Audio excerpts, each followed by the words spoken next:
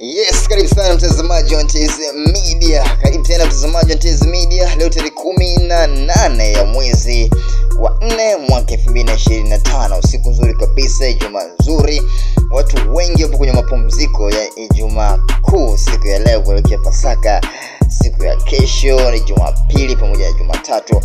Sasa siku ya Jumapili kuna mchezo mkubwa kabisa kwenye jengo la New Amaan Complex pale Zanzibar, ambapo mnyama Simba atakuwa akiwakarimu Stellenbosch pale Afrika Kusini. Kitu ambacho nataka leo nikiripoti kupitia Ntez Media na ni kizuri kabisa, ni mchezaji wao muhimu kabisa wa Stellenbosch amepata majeraha na atakuwa nje kwa michezo kadhaa, yani mpaka msimu mzima huu wa 2024-2025.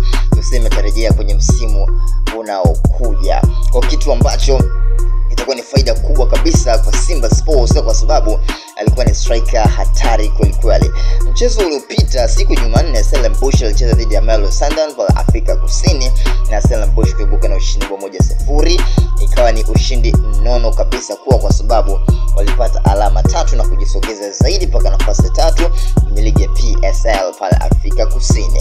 Kitu ambacho mnaweza nikakizungumza nikakisema kupitia Ntez Media, vipi mnyama Simba kupitia kocha Paul Davis kujipanga zaidi kukipanga kikosi chake kuelekea mchezo huo wa siku ya Jumapili tarehe 20 ya mwezi wa 4 mwaka 2025. Kishindo ni kesho tarehe 19 ya mwezi wa 4 mwaka 2025 pale kwenye timba la New Amaan Complex Zanzibar.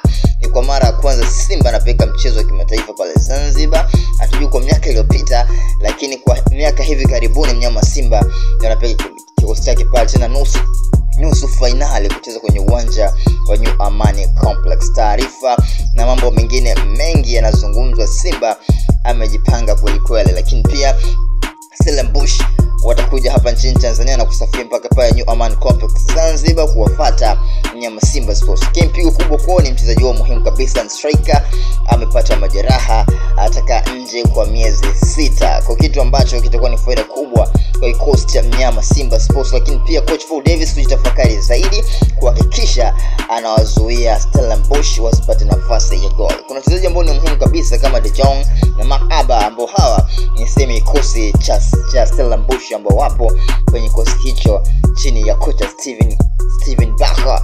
Kwa kitu ambacho ni kizuri zaidi ni hiyo taarifa ambayo nimeisogeza kupitia Ntez Media, na mimi sina baya kabisa, nitakupa yote mazuri ambayo yanapita kupitia Ntez Media kuelekea mchezo wa Simba dhidi ya Stellenbosch kwa New Amaan Complex Zanzibar.